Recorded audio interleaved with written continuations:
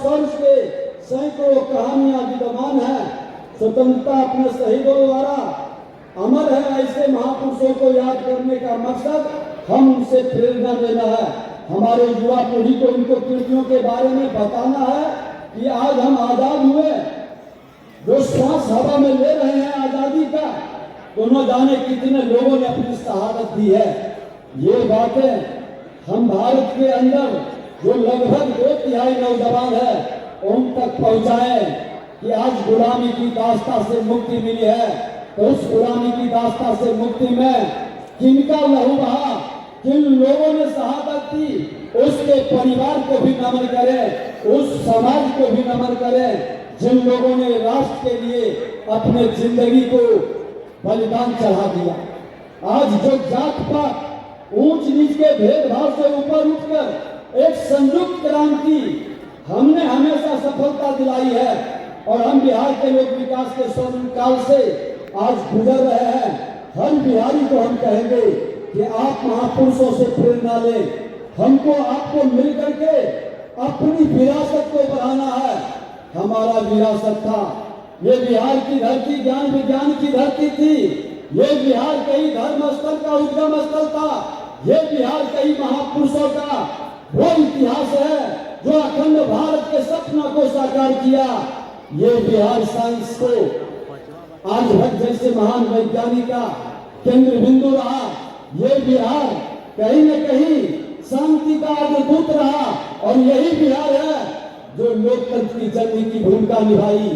देश के प्रथम राष्ट्रपति डॉक्टर राजेंद्र बाबू, बिहार के प्रथम मुख्यमंत्री, बिहार के श्री आज श्री कृष्ण सिन्हा और सामाजिक न्याय के प्रोधा जिनको भारत रत्न आज देश के प्रधानमंत्री नरेंद्र मोदी जी ने दिया है, लोग जननायक कर्पूरी ठाकुर जी, उस बिहार के अंदर हमारी विरासत ठहर क्यों गई? उस बिहार के अंदर हर समाज के अंदर हमको अपनी विरासत को बढ़ाना है।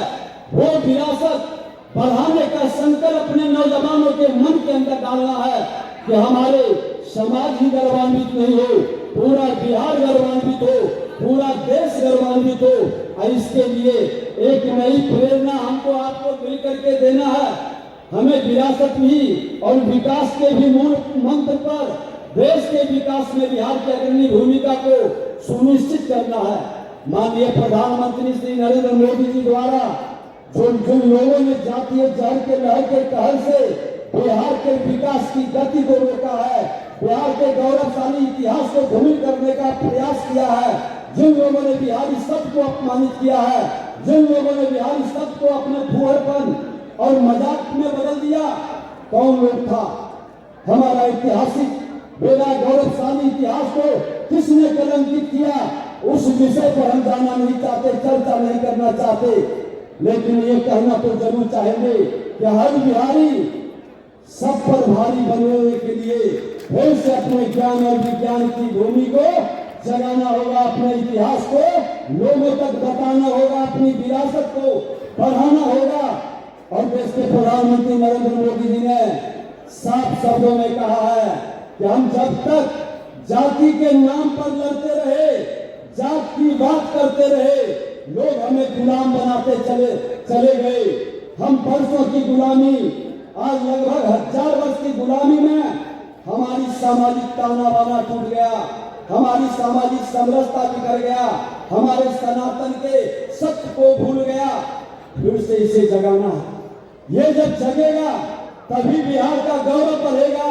और बिहार लोकतंत्र की जननी की भूमि है, जहां पर रानी के पेट से राजा पैदा नहीं होने देगा।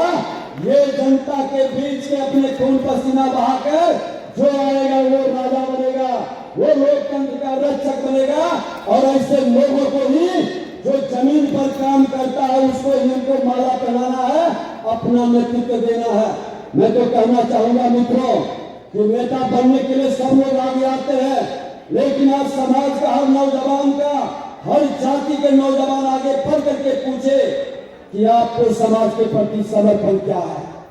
आप नेता बनने के लिए आए हैं, आपने अपने समाज का, अपने परिवार का, अपने राज्य का, अपने देश के प्रति क्या जिम्मेदारी निभाया? क्या त्याग है आपका? क्या बलिदान है आपका? सत्ता की कुर्सी पर रानी के पेट से सिर्फ पैदा हो जाने से हम राजा बन जाए, परिवारवाद और वंशवाद के आधार पर हमको सत्ता और कुर्सी मिल जाए, ये लोकतंत्र के लिए खतरा है। ये लोकतंत्र को कहीं न कहीं दूषित करता है, कलंकित करता है। ऐसे लोगों को रोकना होगा और ऐसे लोग ही बिहारी शब्द को भी कलंकित करता है। ऐसे लोग ही बिहार को मजाक बनाता है। आज बिहार के अंदर में एक अवसर आया है एक नई पहचान बनाने का, और जिस कांग्रेस के लोग हैं जो तुष्टीकरण की राजनीति से सत्ता को संभालते रहे, देश को बांटते रहे, देश के लोगों को लड़ाते रहे, उसी के एक बड़े नेता है शशि थरूर। आज सीएए जो कानून लागू हो गया, अरे ये कानून नागरिकता देने का है, नागरिकता लेने का नहीं। भारत की ये संस्कृति रही है वसुधैव कुटुंबकम का, और हमारा भाई हिंदू हो, सिख हो, ईसाई हो, जैन हो, जो अल्पसंख्यक समाज बांग्लादेश, पाकिस्तान, अफगानिस्तान में रहता था, वह समाज पर अत्याचार होता था, उसके बहु बेटियों के साथ ज्यादती होती थी, जबरदस्ती धर्म परिवर्तन कर देता था। ऐसे अत्याचारी, दुराचारी, व्यभिचारी से अगर जो मुक्ति दिलाकर और वो भाग करके अपनी जिंदगी बचा करके भारत में आया है, और भारत में देश के प्रधानमंत्री नरेंद्र मोदी जी ने वसुधैव कुटुंबकम का भाव जगाते हुए इनको भारत का नागरिकता दिया है, तो इस नागरिकता को आपत्ति क्यों है? उन्होंने कहा है कि हमारा मैनिफेस्टो में रहेगा, आएंगे तो इसे आपस ले लेंगे। कांग्रेस के लोग ने कहा, ये दुखद दुर्भाग्यपूर्ण है, ये दुखद दुर्भाग्यपूर्ण है। और मैं बता देना चाहता हूं, ऐसे कांग्रेसियों से को सबक सिखाने का ये लोकतंत्र के महापर्व में हर बिहारी पूरे संकल्प के साथ कांग्रेस मुक्त बिहार का वातावरण, कांग्रेस मुक्त देश का वातावरण बनाने में एक अहम भूमिका निभावे, क्योंकि भारत को गौरवशाली उस